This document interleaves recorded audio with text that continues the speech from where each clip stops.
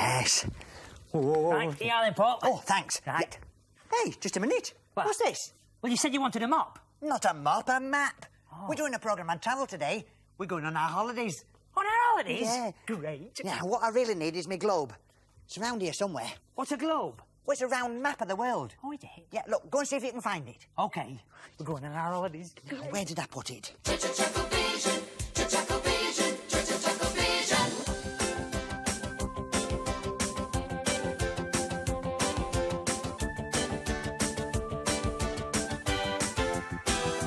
ChuckleVision, ChuckleVision.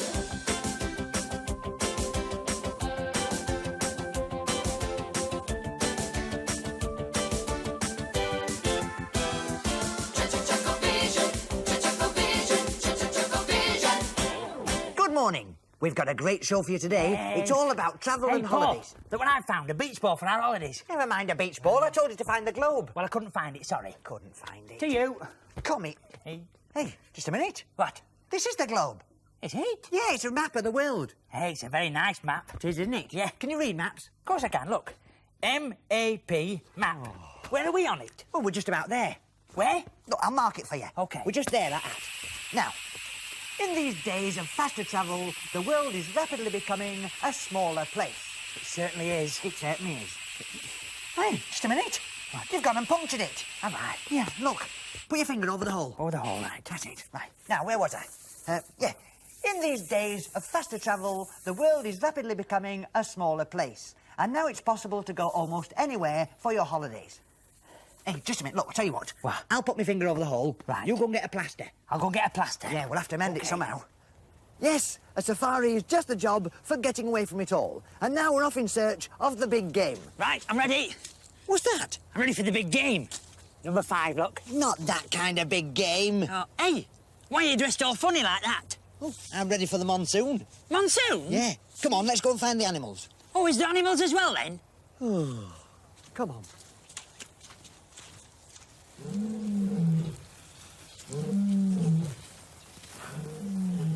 One of the main things when you're dealing with wild animals is to show no fear. And as you can see, I'm quite fearless. This chap here is... But there's a fence between you and them. Well, I'm not stupid, am I? They're He beautiful. knows. Come on.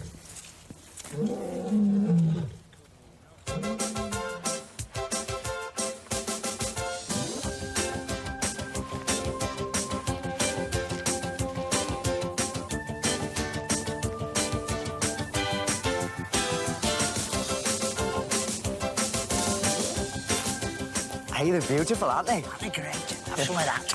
Ooh. Hey, they're a bit big, though, aren't they? They are big, aren't they? Yes. Hey, they'll be OK for swimming, won't they? Swimming? Well, they've got the trunks for it. Oh, they have, yeah. Here, give me some more. Hey, I hope Tarzan doesn't need them for anything. Hello, girls. Oh, look now. What? Listen up, they're coming for our sandwiches. Oh, dear. No, the real one. Very nice. Cheese. Cheese? Cheese. I like cheese You sandwiches. like cheese? Hey, it's all right, isn't it? Hey, there's some rhinoceroses. Don't worry about it. I'm a bit chilly. I tell you what, I'm going to eat mine in the cab. You stay there. Hey, are you? Oh.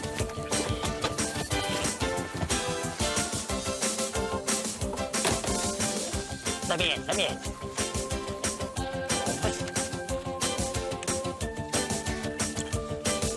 You were right, it's better in here. It is, isn't it?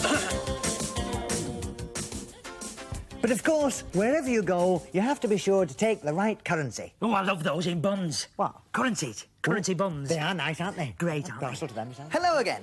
Now, if you're going on holiday, it's very important to find out exactly how much money you can get for your pound. For instance, if you're going to Germany, you take marks. And Spencer's. And No, not Spencer. Look, if you're going to France, you take francs. Oh, yeah. If you're going to Dallas, you take dollars. So if you're going to Amsterdam, you take Amsters? Yes. No, if you're going to Amsterdam, you take guilders. Who's Gilda? Frank's sister. Look, go and get some pesetas.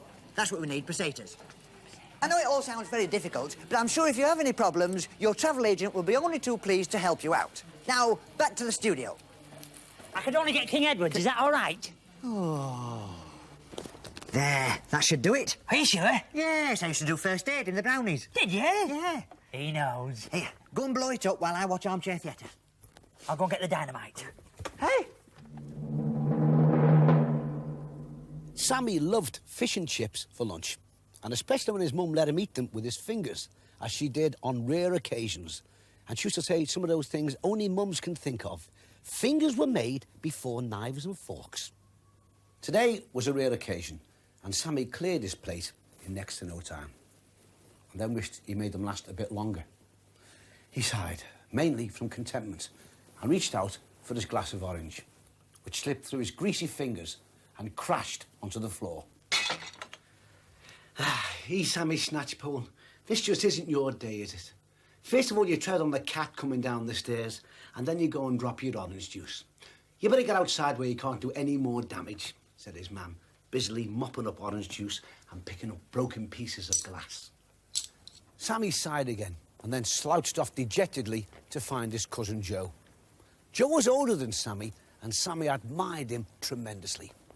Joe had a Saturday job in town, and Sammy planned to take it over when he was old enough and Joey didn't need it anymore. Every Saturday, Joe sold ice cream, the creamy, softy sort that oozed out of a nozzle and twisted into pinnacles of white splendour as Joe manoeuvred it into the cones. Not many people were about when Sammy arrived at Joe's ice cream van, so he was able to tell Joey exactly how fed up he was feeling. Tough, said Joe, a boy of few words. Then, look, Sammy, I'll just have to keep an eye on things here for a minute. I just want to pop into the paper shop down the street. Then he was gone. Sammy could hardly believe his good luck, but he did feel a bit nervous. He'd watched Joe making cornets hundreds of times and knew how it was done. But what if somebody actually wanted one? Now. But there was hardly anyone about.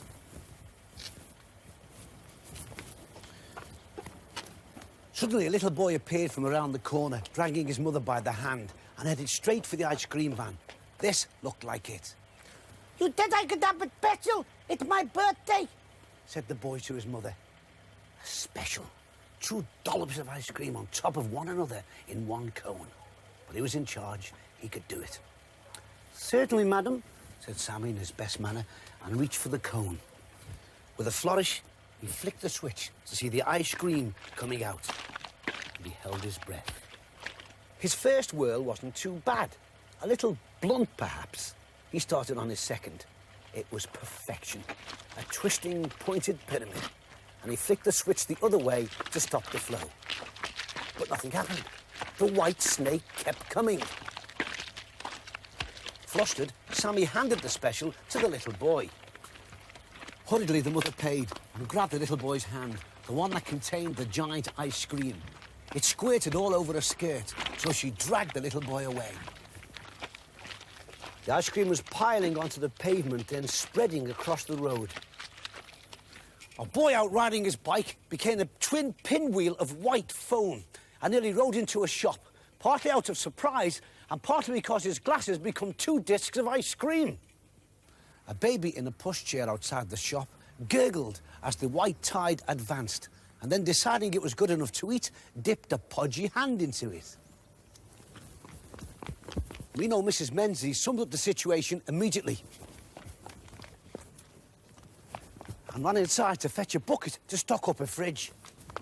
The ice cream leaped and whirled and drifted, and Sammy surveyed the winter wonderland he'd created almost with a sense of power. Then, desperately, he leapt at the switch again, and still nothing happened. Cats and dogs appeared from all directions, united in a common lapping. And doors and windows were flung open, and astonished faces peeped out as the avalanche surged down the street.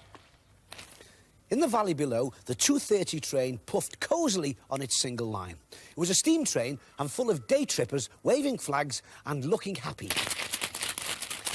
"Hey, Dennis, don't stick your head out of the window," yelled Dennis's mum in the front coach. "You get something in your eye."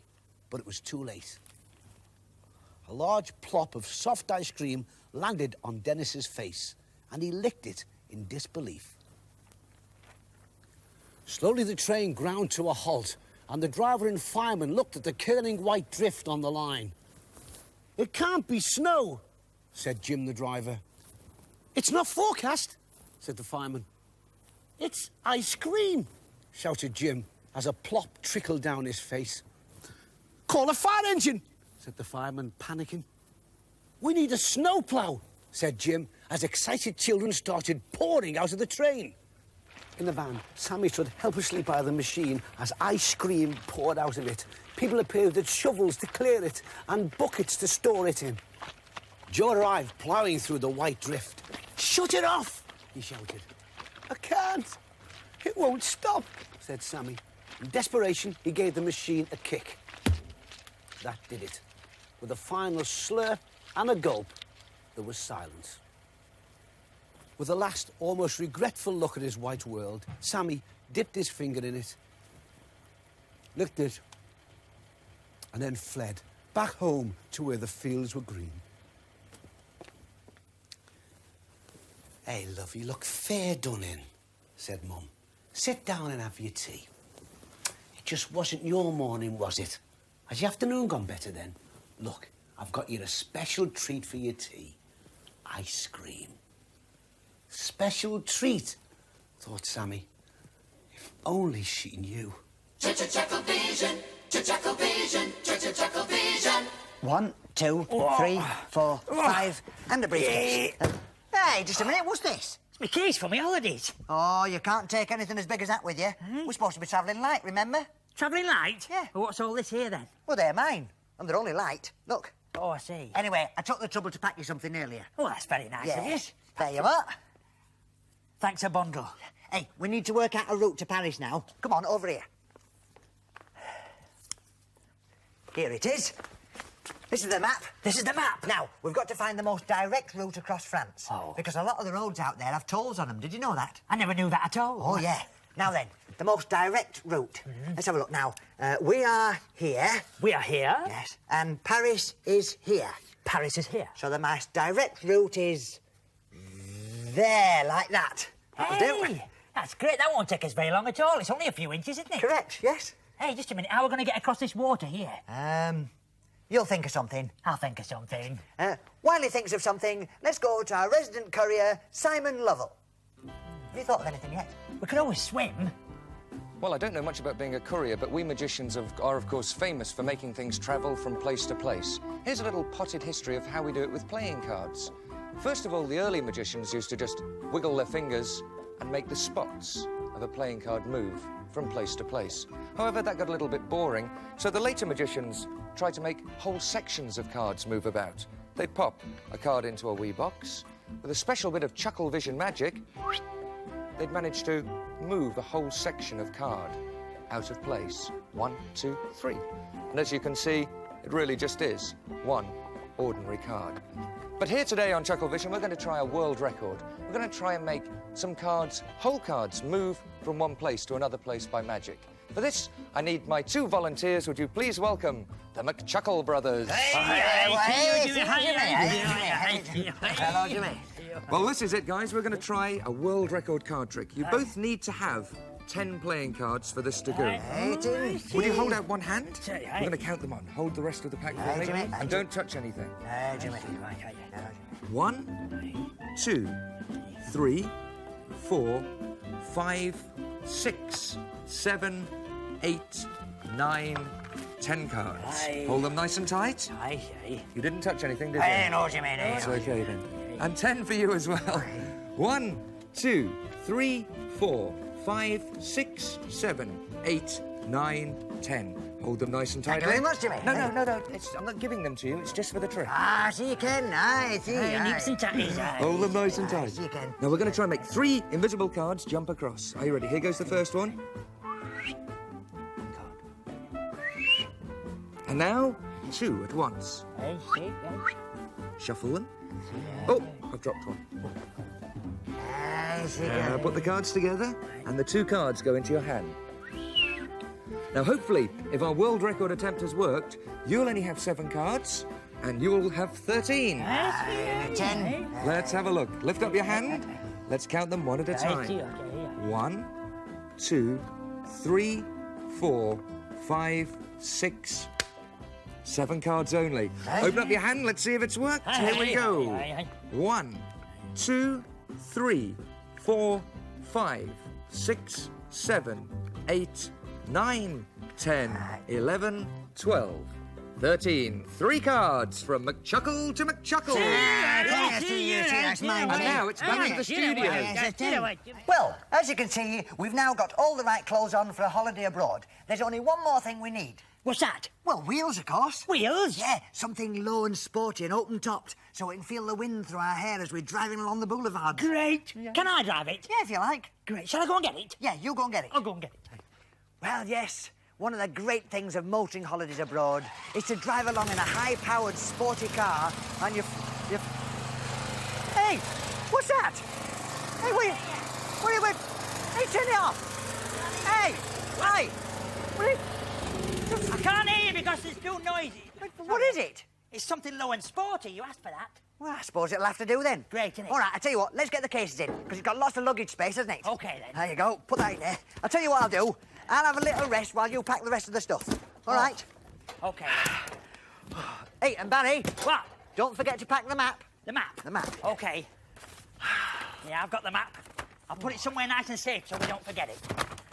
Right, are we ready? He's ready. Here we go.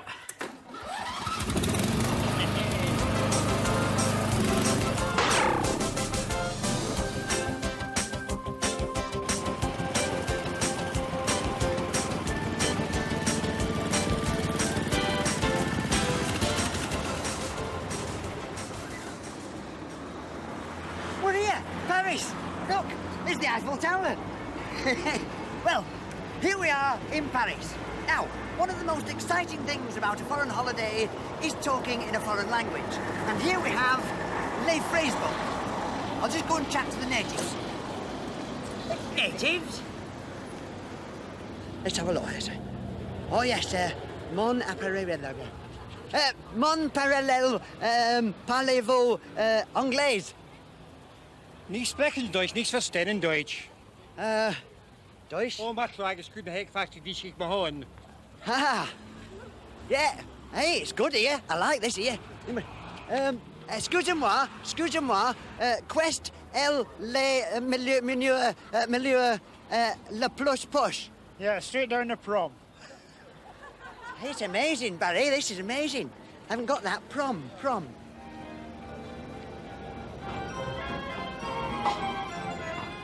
And here we are, on the famous Plaster of Concorde. To think of all the famous people that have strolled up and down these boulevards. And from here, it's just a few minutes' walk to the Riviera. Ah, yes, the Riviera. The home of the rich, the famous. And the piers? Yes, and the piers, yes. Now, let's sample some of the French delicacies. Les cocktails. Les cocktails? Yeah, Oh, cockles. that's it. Les cocktails, les mussels. Alive, oh. Don't be stupid. Look, over here. Yes. Get the phrase book. Let's have a look now. Les cocktails, s'il vous plaît. It's obviously foreign. Is your mate feeling all right? He's on his holidays. Ah, de petit chat. Hey, looks like the Chuckle Lounge to me.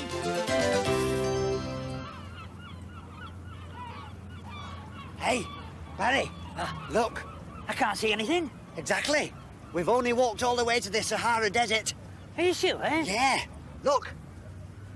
Sand. Yeah. I think you're right. Why? The vultures are gathering. Oh, keep walking. Okay.